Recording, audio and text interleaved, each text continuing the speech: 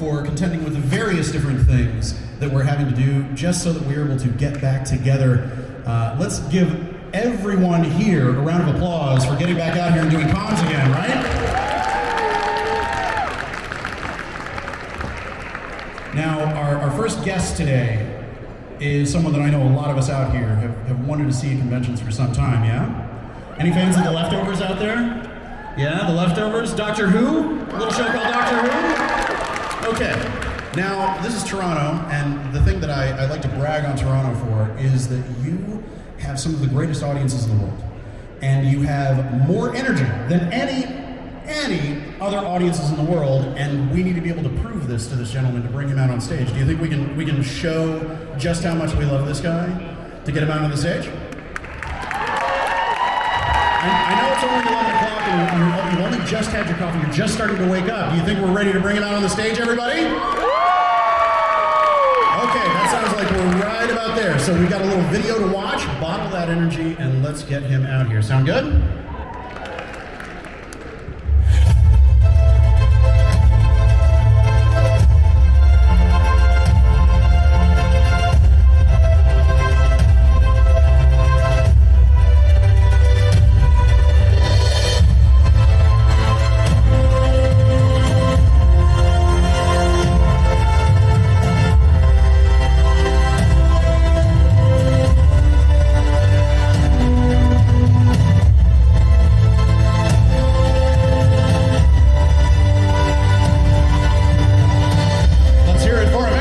Chris Eccleston!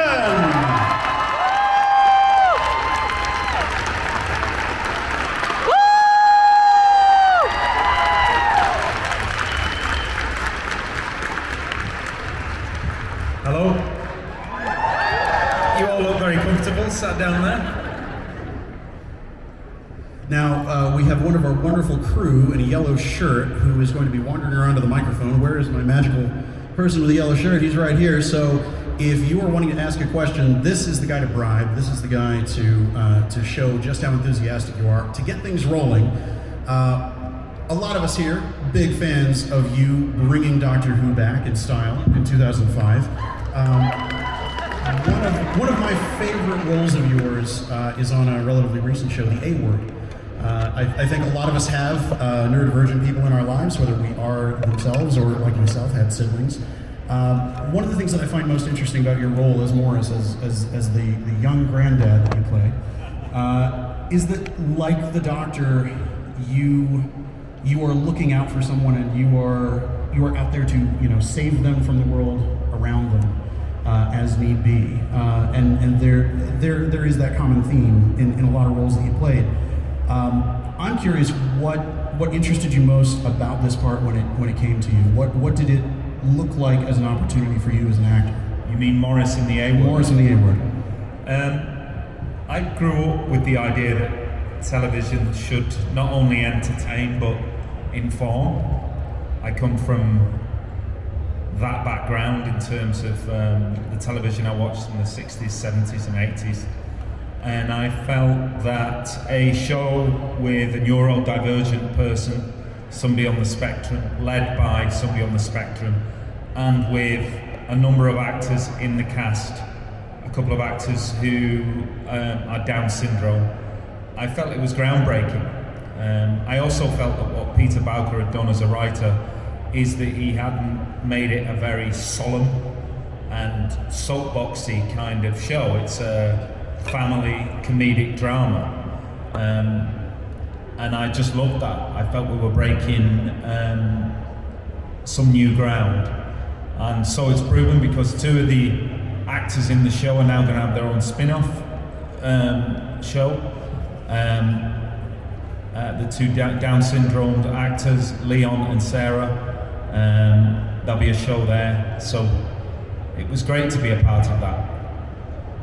Now, you're still relatively new to coming out and doing these conventions. Yeah. Are there any people, maybe even here today, who you were a fan of growing up, who as a kid you watched on TV, that it's maybe a little bit surreal for you, hanging out with these people? Yeah. I've kind of, because I've been in the industry 40 years, I've got used to meeting people. you get a little.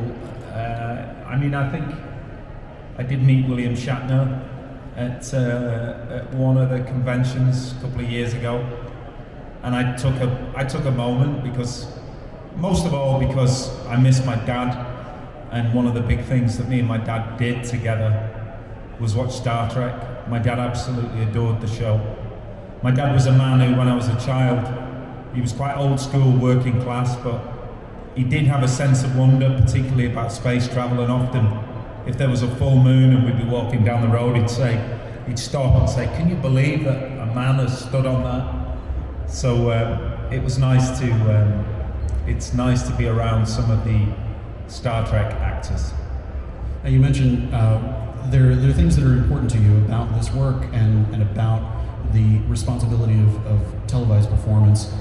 You've got something coming up that takes us back to the world of Dickens, as I understand it. Tell us about your new project that's coming out soon. Yeah, two incredibly talented people, Rhys Thomas and Lucy Armstrong, had this idea about 10 years ago to take the Artful Dodger from Charles Dickens's Oliver Twist and create an origin story for him. So the BBC and NBC commissioned the show, and we've just finished filming 10 episodes of a show called Dodger, which takes Oliver Twist out of the equation, and it's the story of the children in the gang. And I play Fagin, which is an iconic role. We also have Bill Sykes, we have Nancy, we have all those main characters from the novel, and we have a host of new characters. And we had a great time making it. It's kind of in the similar slot to Doctor Who. We're predominantly making it for children. It's led by children, but we're hoping that it's something that a family can sit down and watch together. Yeah. It's really wonderful. Now, I don't want to eat up all of the time, so we got a microphone now. Let's get some audience questions. Who's going to be first? Who wants it the most? There we go, right there. Leaping out of your seat. You might remember me from yesterday, right? I do. First of all, I want to say thank you for bringing up the A word as someone on the autism spectrum. Thank you, man. It was you an have honor. officially become one of my idols, and as if you weren't already, for being my first doctor. Which brings me to my first question. I heard, unfortunately, most of us know that your time on Doctor Who was, for lack of a better word, troubled. And you have been open about some of your mental health conditions. And may I ask, if some of your mental health conditions contribute to your doctor lasting only one season?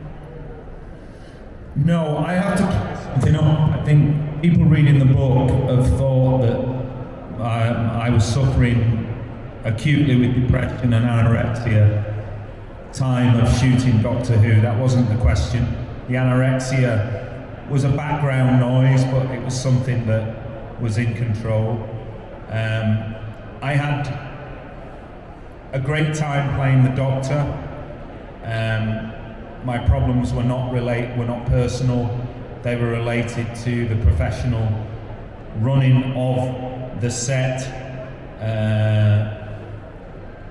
and that's why I left, not because of anything that was going on within me. It was just events in the workplace, and we all know, whatever workplace we're in, that office politics are not always perfect. So,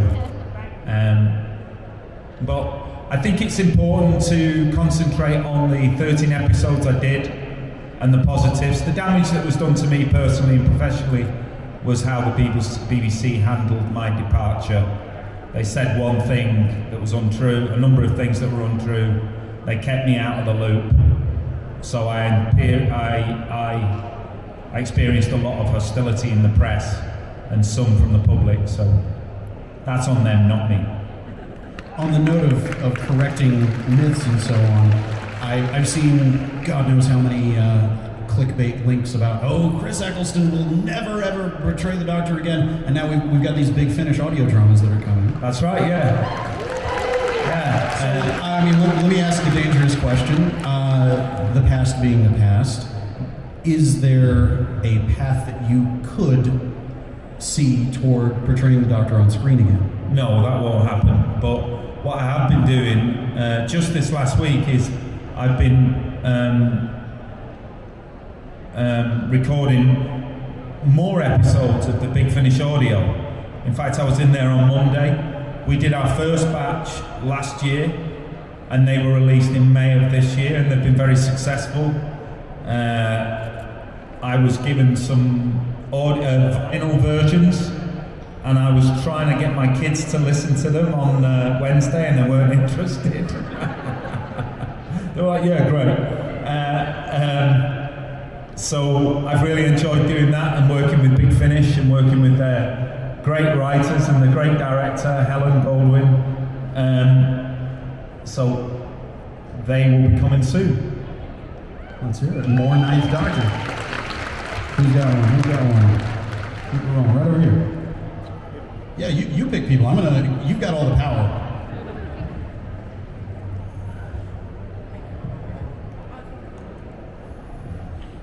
Question for you. I'm a big fan of Gone in 60 Seconds. If you could have stolen any of the cars in the movie, which one would you have stolen? Do you have the expression in Canada, petrol head? No. I'm not a petrol head. And I absolutely mortified the people on Gone in 60 Seconds because they interviewed me for the press kit, and you can imagine it was quite a macho environment, America, Los Angeles, films about car thieves. And he said to me, so Chris, what do you drive back in the UK? And I said, I can't drive, I get the bus. I thought he was going to smack me. His reaction's ridiculous. I said, I can't drive, And I get the producers were like slapping their heads. So, I can't really answer that question. I really can't. I meet people all the time and they're obsessed with those cars, and I'm more obsessed with running shoes. Well, then tell us, educate us on running shoes. What's the best of the best? Oh, well, I'm never going to, unless they give me a commercial contract, I'm not going to say. And that's an actor who knows his worth. Next up, go for it. So you've done a lot of roles. One is like the villain from 28 Days Later, Doctor Who, all these good and bad characters. What is your more favorite role to do, like a villain or good character, supporting character? I absolutely adored playing Fagin. It was a little bit like Doctor Who in that there is a lot of noise around the role of Fagin, and I like getting myself in trouble, I like trying to do a new take on something that is kind of set. And the writing of Lucy Armstrong and Rhys Thomas was so brilliant. So I loved playing Fagin. Some of the villains I've done have not been written brilliantly, and they're one-dimensional, and there's nothing you can do as an actor. I think actors' abilities and reputations get overstated. It's about the writing. If you give a writer a good script, he's going to get attention. So my favourite roles are always the ones that are the best written. I played Macbeth. A lot of the work is done for you when you've got writing of that excellence. If I can throw you a little follow-up for that, you've played Macbeth, you've played Hamlet, you've played Iago. Are there any Shakespearean roles that are left on your list, even ones that maybe you've had an opportunity to play that you'd like a second crack at, or ones that you haven't had an opportunity to play at the level that you want to play? Yeah, there's a lot. I have a daughter now. I think it has a huge impact on a man.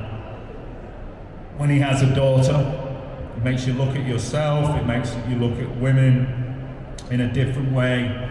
It opens up a part of yourself. So my daughter, my beautiful daughter Esme, is 8, and there's a great Shakespeare play called The Tempest, and a character of Prospero and his relationship to his daughter Miranda. I'd like to play Prospero.